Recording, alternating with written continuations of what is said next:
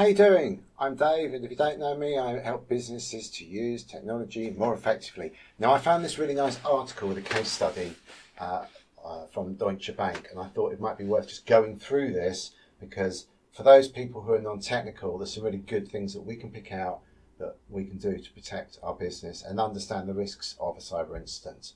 So this is about, and I don't speak German, so I'm not going to try and pronounce any of these words, but this office supply company. So just before Christmas, they got this pop-up putting on their computers that said that they'd been ransomwared. So yeah, they're going to go through how they managed the situation, lessons learned, and what advice they have for other companies. And I think there's some really good stuff in here. So now this is the first thing to go through with this is, and as I'm talking, if you're on desktop, you can read some of this. This attack took place just before Christmas. Generally, hackers will try and encrypt or access machines. They may have had access for months, but they'll try and do it around holiday periods because they know people are going to notice less. That gives them more time to run the attacks before anyone detects that they're on there.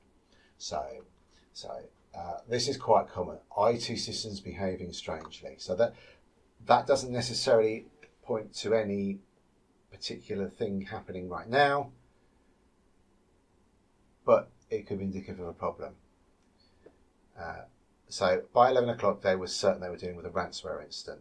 A text file was found on the servers with a message to the attacker that the systems had been encrypted and data had been leaked. So generally the process that hackers will use is they'll steal all your data from your systems. They're particularly interested in obviously financial data, personal information, and any confidential data that they could then hold ransom. They also try and extract passwords and things like that because often people use the same passwords on multiple systems. So if you've got access to their password, a lot of people store Excel documents with passwords in them. Like, are these people insane? Like, get them a password manager. Do it today. Oh my goodness. Okay. So they get a link to the attacker's darknet site. Generally, we block darknet web pages, but it explains about how the ransom works and payment options, usually using Bitcoin. So they cut our internet connection and switched everything offline. I'd probably recommend disconnecting the network but leaving the devices online because if you're, and we'll come to this in a moment, if you've got investigators, forensic investigators, they can look at what's on there. Now, obviously, if it's a cloud-based system, you don't have that option because you can't unplug it because it's not in your office. But usually by the time you notice, it's already pretty much encrypted anyway. Certainly in the servers, I'd probably consider leaving them on now, but certainly get them so the hackers can't type any more commands on them. Okay, so they went into a state of shock. So you've got to decide quite quickly what you need to do. So this is the good thing about having an instant response plan. This will already have gone through this and told you what you should be doing. So when we do with an incident, we generally get the team together very, very quickly and work out if there's something that needs to be investigated. Because often it is just that. It's like there's some suspicious stuff going on. Is this a cybersecurity incident? We're not sure yet. So we want to try and get to that decision, go, no go, as soon as we can. So by a stroke of luck, we are taking out insurance against cyber risks. Well, let's not do that as a stroke of luck. Go and get cyber insurance. If you need a broker and you're in the UK, I can put you in touch with one. It's not a problem. We contact the insurance companies, ask them advice on what to do. Now, a lot of insurance companies now, they have their own in-house cyber response teams, and they're available 24/7. So I have the policy number and phone number available, so we can ring these people immediately, so they'll advise you on what steps to take. So I have seen incidents where people delayed ringing their insurance company. We want to have that conversation as soon as we realise they've got an active ransomware incident, and not wait a second longer. So one of the things in your incident response plan, it should figure out who's going to make that decision about killing services, locking people out of their systems, informing the insurance company, PR. Now, this is the most valuable thing that this cyber insurance gives you. It's not like the recovery cost of whatever, it's having those specialists on hand. Now, while I know a fair amount about cybersecurity, I'm nowhere near as expert as these guys are, and they're dealing with this day in, day out. So they are the people you want as quickly as possible on your systems to try and figure out what you're going to do next. Okay. They did it very quickly, yes. Okay, informing the police and the DPA. So obviously under the UK law, you've got the Data Protection Act, GDPR. You've got to tell people within 72 hours. So the clock is ticking from this moment on. Generally, neither of those groups are going to be able to offer much assistance. So if you don't have cyber insurance, you're going to need to find some forensic recovery people, and it's very, very, very expensive. Failing that, you can rely on an IT company, but you're not going to get the same kind of service. So it really depends what they've stolen, what the value to the business is, what cash reserves the business has, what the next step's going to be. And that's really a question for the board of directors to decide what to do next. So if you've got insurance, they'll help you through this process. They'll help you through all the PR, all the informing the GDPR, etc., and letting your customers and suppliers know, because all of that's going to have to happen fairly quickly. And that's not something that IT is really set up for.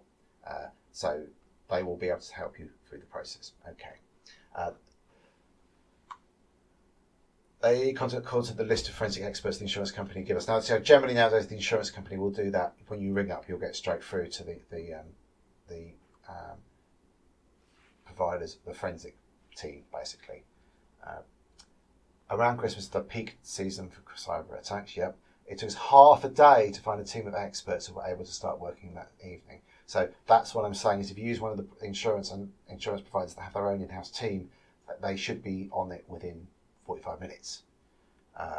We brought a second team on Christmas Eve, so this is going to get very, very expensive very quickly. Okay, so yeah, we set up a task force and assign tasks amongst ourselves. So on your disaster recovery planning, it should have like these race charts of who's responsible. So then you need to split up the work. Who's going to deal with PR? Who's going to deal with the technical stuff? Who's going to make decisions around remediation? Then you obviously need to inform your staff what's happening, customers, suppliers, and this is quite important. Hardly anyone was in the building, but there are teams that are working right up until Christmas that need to know. This is something to think about for your incident response plan.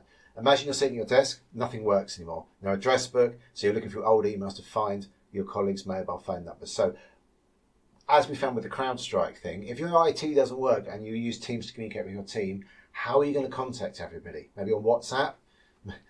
You need to find a way of communicating when your IT is down. One of the things that I really like to do is, as part of the incident response plan, is have it so your phone system can deliver a message that say, hey, we're having IT problems, we'll let you know on this website, or we'll let you know once things are working again.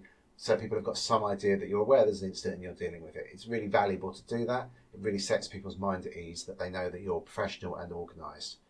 So that's something really, really important to think about on your planning. What are you going to do if nothing works? Open and transparent from day one. This is something I strongly recommend. I think a lot of businesses think they can get away with hiding this stuff, and that just delays the inevitable, to be honest. Once you have a ransomware incident happening, people are going to find out about it eventually. So yeah. So the forensic team, what they're going to do is they're going to identify the family of malware that you're dealing with. They'll probably be familiar with it. They've got special tools, and they're going to start sorting things into contaminated and clean. Make sure these people are off your system, can't get back in. That could take quite a lot of time to figure that out. Days, weeks, maybe possibly even months. So time is ticking if you want your business to continue. We spent 2 to 3 days, some of manual work, analysing the leaked data for its criticality and see if it contained data that was in particular need of protection, such as our customers' personal data or that relating to our employees' applications or terminations. So one of the things about this data is that it has a value to the business. It also has a value to the hackers. So it's just trying to work out what the value to the hackers is. And this is where the specialist negotiation teams come in. So they're dealing with both finding out what it is, how we're going to clean it up, what we're going to do to get up and running again, but also working out what you're going to do with the information these hackers now have. Okay, good question. Should you pay the ransomware? So they're given them 7 days. They had a professional negotiator for communication who was able to extend the deadline for another 2 days so we get a better picture of the situation and better assess the risk. Okay? But paying them may or may not help. It may not get you the decryptor. You may have no choice if you've got no backups or no recoverable backups. So they were confident they were able to restore the systems from the backup copies. Now, so they're using magnetic tape. So although that's very, very old-fashioned, if they're tested and they work, that can work really well. We were there sure we did not need the decryption code. Okay, so generally, I wouldn't rely on getting the decryption code to get your data back. A better option is to store the data and hope that in the future that the hackers are compromised by a government agency, and then you can use that to decrypt the data. That has sometimes happened a few times in the past. Yeah, it would take a long time for this to be decrypted, and even then they wouldn't run error-free. Some errors would always remain. Also, you're going to have to reinstall everything anyway, because you have to assume the remnants of the malware are still there. And this is what's so expensive. We've got to rebuild the entire IT system from scratch. That's not a 5-minute job. That's weeks of work. So, our goal was to be up and to serve our customers again from the 2nd of January. So, what did they say, 27th? What's that, about a week? That's pretty good going. The average is about 10 days or so. So, start with the most important systems. Replicate those, get them up and running, taking payments. And they're talking about red, blue, green, etc. So isolating the system so you don't accidentally reinfect the stuff you're building. And I've seen that happen before. People put it all back to as it was, it just gets infected again. So you've got to understand how the people got onto your system to stop them doing it again. And obviously if you've got legacy systems that aren't patched or don't have any security patches available, then it's just going to get hacked all over again. So there's very little point restoring those systems if you don't isolate them somehow. Okay.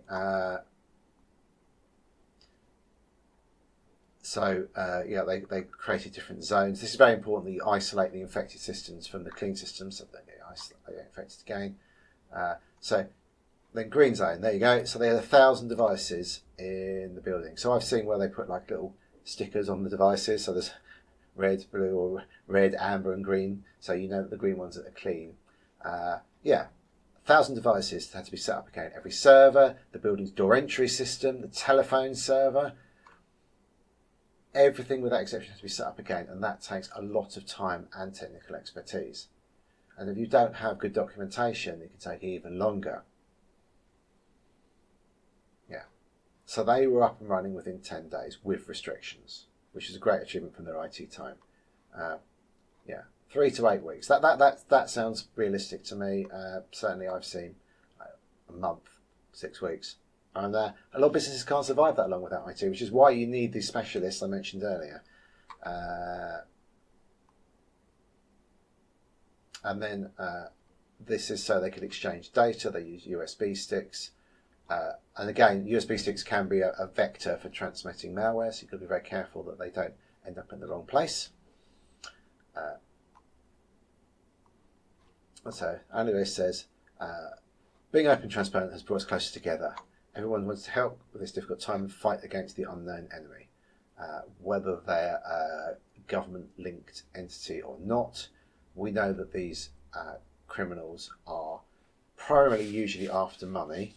If you're in an industry or your business is likely to be the target of government attacks, you obviously need to invest even more money, time and energy into protecting the business, no matter what the size of it is. And some businesses do this really well. A lot of the businesses are really struggling. Medical, dentists really struggle with anything to do with cybersecurity. They just don't see any value whatsoever. Construction are losing huge amounts of money to cyber incidents. So I don't know why this is. Particular industries just seem to really struggle to take the concept seriously. So let's just carry on. Right. Exchanging information has helped people think about, like, why us. Helped at the time to exchange information with others and to deal with it openly. There's no stigma Well, yeah, because you might have done everything right and still had a cybersecurity incident. We'll talk about some more about that in a moment. It's much better to be proactive and share the knowledge you have with others to avoid the damage or at least keep it to a minimum. And I think that's generally the case. If you say, hey, we've had a cyber incident, we're investigating, this is what happened, this is what we did about it, I think that gives an element of trust, because you can't 100% block these things, but what you can do is communicate well with people. And that's not, again, something your IT department is going to do. That's something your PR advisors are going to help you with. It's not a question of whether you'll be attacked, but when and how much damage will be done. That is possibly the most important thing in this article. You will get cyber incidents. You probably just don't know about it if you haven't had them yet. They probably have happened. Yeah. They received very positive feedback. You're then perceived as authentic, and it shows the culture is like in the company. I think this is good. I think this is, yeah. I think that if you're honest with people, that always pays dividends. Okay. How did they deal with the aftermath? They were already in the process of upgrading their technology. Good. Setting up a SOC, so that's somebody, so they monitor your IT 24/7, and if there is an incident, they can hopefully detect it and decide what to do about it. We then revised many guidelines. It's never been so easy to get a 15-character password policy approved. So I've done several videos on this, but you want your team to have long, unique passwords. Doesn't matter what they are. Long, unique passwords, not random symbols, characters. Don't worry about that. Obviously, that helps, but longer the better. Numbers, symbols, brilliant, but long is the most important factor. Long, unique. We have also set up multi-factor authentication to access to the company's network. That should have been done already. Everything needs to have multi-factor authentication. We've invested a lot in training our employees to raise their awareness. Again, security awareness training and phishing training to stop people clicking on dodgy links. That absolutely has to happen in every organisation. If you're not doing those things, get in touch with me. I'll help you get that process up and running. Okay. What advice do you have for other companies?